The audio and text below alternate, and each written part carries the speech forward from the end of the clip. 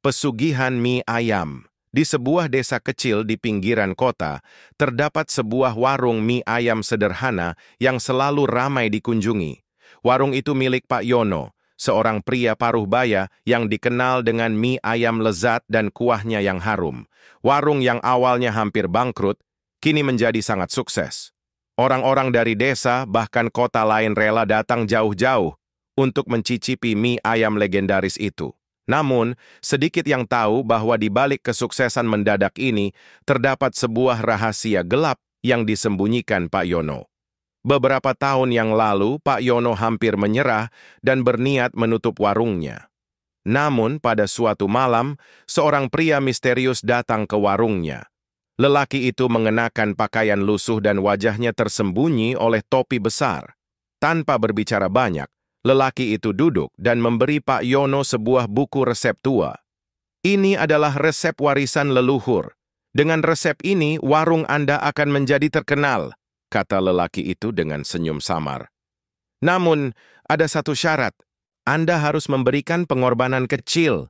Pak Yono, yang terdesak oleh keadaan, menerima buku tersebut tanpa ragu.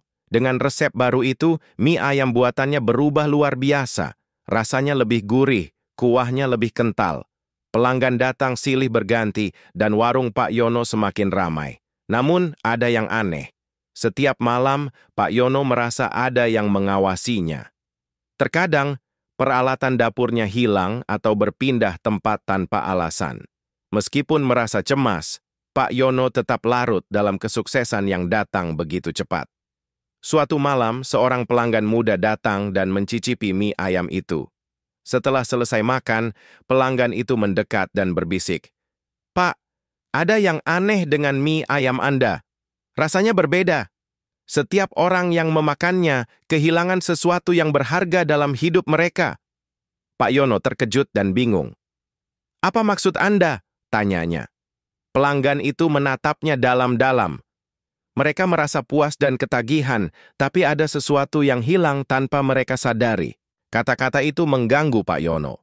Namun, ia tetap tak bisa menjelaskan apa yang terjadi. Seiring waktu, ia mulai merasakan perubahan fisik. Tubuhnya semakin lemah, meskipun ia tidur cukup lama. Mie ayam itu memang semakin banyak pembeli, tetapi ada harga yang harus dibayar. Suatu hari, seorang anak muda datang ke warung dan berkata, "Pak, saya tahu Anda telah melakukan pesugihan." Pak Yono terkejut. "Pesugihan? Apa maksudmu?" Anak muda itu menjelaskan, "Mie ayam yang Anda buat itu bukan hanya soal rasa. Setiap kali seseorang makan mie ayam Anda, mereka kehilangan sesuatu yang berharga. Anda telah menukar tubuh Anda untuk kesuksesan ini." Pak Yono terdiam. Ia akhirnya memahami bahwa mie ayam yang ia buat terbuat dari bahan yang sangat istimewa. Ramuan yang mengandung sebagian tubuh dan jiwanya sendiri.